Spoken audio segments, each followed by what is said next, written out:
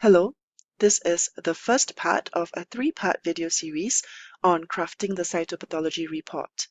The contents of this series is not meant to be a prescriptive list of what must go into a report. However, it's just a guide of what I have found to be useful in my routine clinical practice. In this first part, we will talk about gross description. In part 2, we will go through microscopic description, and in part 3, diagnosis and comments.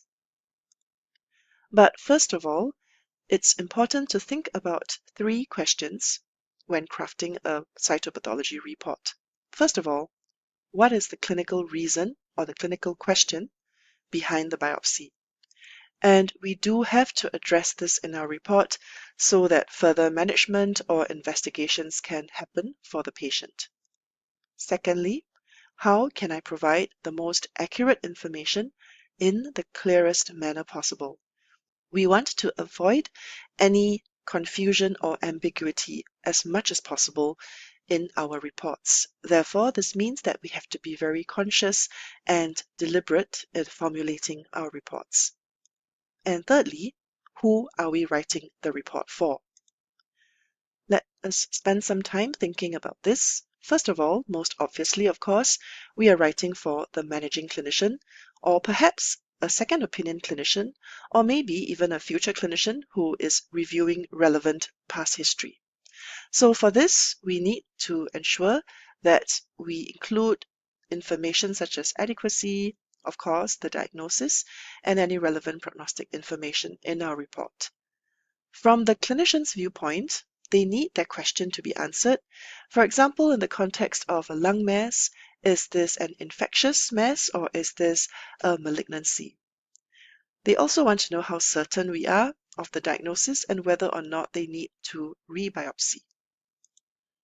We are also writing for other pathologists, for example, the multidisciplinary team pathologist, the second opinion pathologist, or a future pathologist that may be reviewing our report. And for this, we have to have a very high standard in terms of conveying morphological features, because the slides may not always be available for quick review when required. If findings are focal, for example, the presence of focal vascular invasion, it would be very considerate to include the slide number to facilitate multidisciplinary tumor board review. And also the amount of lesional tissue should be conveyed, especially in the context of very small samples such as a cell block or a small core biopsy. Of course, we are also writing for the patient who takes an interest in his or her report. And last but not least, we are writing for ourselves because our pathology report is a accumulation of our training and experience. Now let's briefly look through the components of the pathology report. Of course, we have the relevant identifiers for the patient, the lab, the pathologist, the date, the specimen type. In some instances, it may not be very clear what the specific specimen is. For example, is this a submandibular lymph node or is it a submandibular salivary gland? In these instances, we can double check with the request form or the procedure notes. If we are still unsure, we can use inverted commas, for example, specimen labeled as cervical lymph node. I will spend some time in part 2 talking about the gross description. The microscopic description and the diagnosis should always be in sync with no contradiction. I will also spend some time in part 3 talking about diagnosis and comments. And sometimes a supplementary report is also required in order to convey the results of pending ancillary tests. Let's now focus on the gross description. The aim, as it is in histology, is to describe the sample so that our colleague can visualize it over the phone. Most of the time, if we are looking, for example, at FNA samples of solid lesions, there is not much gross description, just to clearly state the number of passes, the number of slides, with each staining preparation, and whether or not there is a cell block. It is important to be concise, descriptive, and accurate. If there is aspirated material or there is fluid in the sample, then the volume, the color, whether it's brownish, bloodstained, greenish, etc., transparency, and the texture of the fluid should be described. For example, this is clear, viscous mucoid fluid that is aspirated from a pancreatic cyst. This appearance alone is very suggestive that we are dealing with a neoplastic mucinous cyst of the pancreas. It is also useful to look and to move the specimen, as we can see here, and sometimes even to take note of the odor of the specimen. For example, which lesion when aspirated classically yields pasty, foul-smelling material? Feel free to pause the video at this point to think of the possible answer. And here it comes. The answer is the epidermal cyst, where we can see here that there is a unilocular cyst containing grayish, pulpy or pasty material. This material is often quite difficult to expel from the needle, and when expelled, has a foul odor. And this alone is already a very helpful clue to the possible diagnosis. Here is an FNA from a left thyroid cyst, and this aspirated material can be described as thin, colorless, clear fluid. This is very highly suggestive of a possible diagnosis, and that is parathyroid cyst. And therefore, with this gross appearance, it would be useful to actually send some of the fluid to the biochemistry lab to assess parathyroid hormone levels. Here is a sample of peritoneal fluid, and when we move this material in the tube, we can see that it is slightly thicker. It's not very watery, and there are some of these yellowish solid tissue pieces floating in this. This is taken from a patient with pseudomyxoma peritonei, and this is suggestive of a mucin-producing neoplasm in the abdominal cavity. Here is a sample that has a dark greenish color, and this of course is bile, and this is what we see in the Papa-Nicolau stained smear.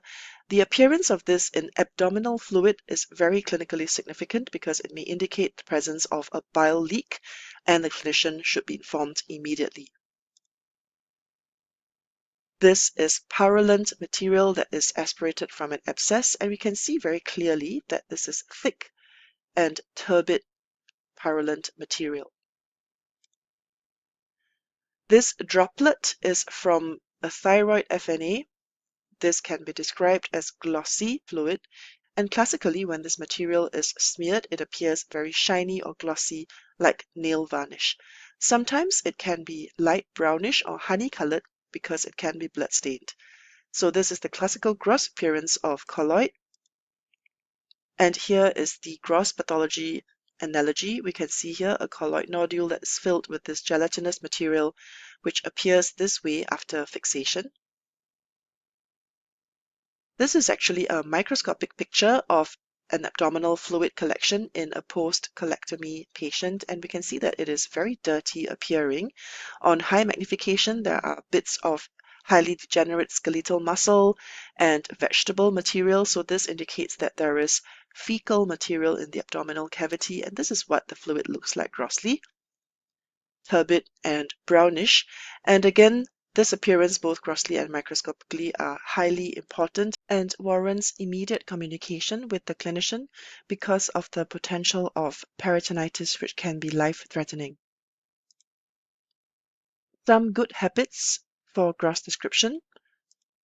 First of all, if there is fluid in the FNA, it's important to state clearly if this is from the needle rinse or if this reflects neat fluid that is aspirated from the lesion.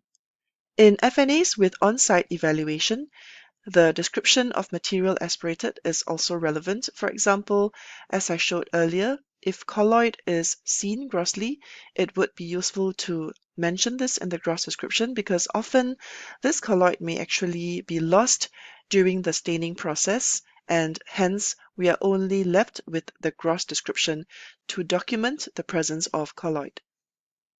If there are any other relevant notes or comments, it would be also important to include them. For example, a cell block was suggested, however, patient declined additional passes for this. In the context of an FNA that is performed by the pathologist, It would also be good to include the brief history and physical examination findings in the report, and this can be very brief and concise, done in 1 or 2 short sentences.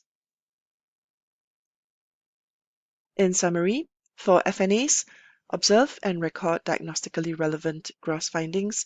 For fluid samples, describe color, volume, transparency, and texture. Sometimes odor is also relevant and very helpful diagnostically, and do include comments and caveats where necessary. Take-home messages. The aims of a pathology report are to answer the specific clinical question at hand, write it for the clinician, the patient, and the reviewing pathologist, be concise, clear, accurate, and complete, and remember to describe what is seen where relevant in the gross description, especially in the context of fluid. And also, it is especially important in cystic lesions of the pancreas and salivary gland to mention if there is mucoid material, particularly thick mucoid material in the pancreas. In part 2, we will go through microscopic description. There is also a video highlighting good practices in the histopathology report, and you can find this in the same YouTube channel, Pathweb Teacher, in the postgraduate pathology playlist. I would also like to invite you to check out Pathweb. This is our free online pathology resource, and in it we have a virtual pathology museum with more than 1,000 fully interactive gross specimens, such as this heart you can see here. All specimens are annotated, and they also include gross descriptions as well as clinical vignettes. There's also a lot of interactive elements, including more than 50 interactive quizzes. Thank you.